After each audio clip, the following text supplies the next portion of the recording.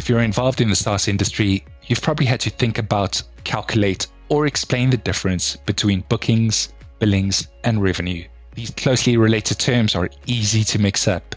Throw in the terms recurring revenue and collections, and it's enough to confuse even experienced execs. But have no fear, we have made this video to cut through the lingo and give you confidence.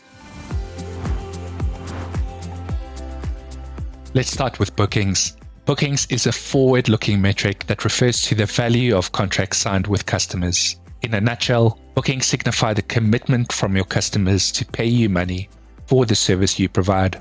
It's great to close a multi-year contract, but you can't pay salaries out of future commitments, and you can't record it as revenue until you provide your service. So bookings only tell a part of the story.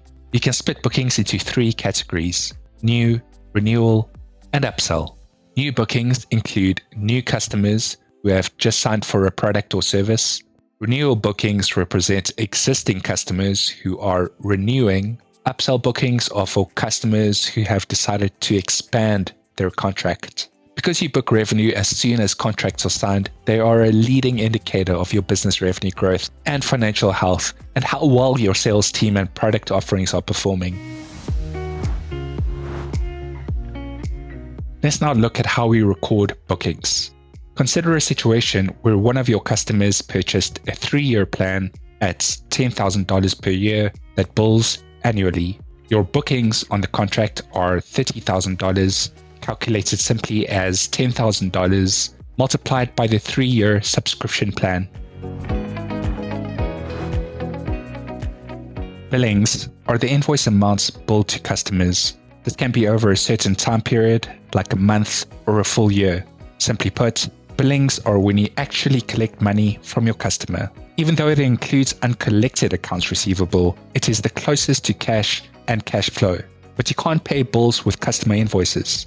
It's important to make sure you're collecting your accounts receivables quickly. Ideally, your billings will be close to cash, with cash lagging depending on your payment terms and collections effectiveness.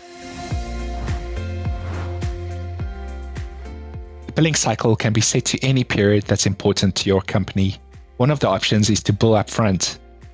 Here, the total billings of $30,000 will be realized in year 1.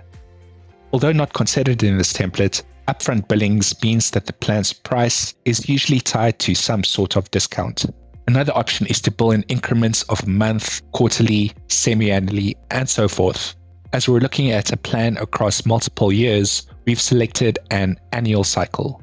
This means that the billings for this plan are $10,000 per year, calculated as the total plan value divided by the total plan length.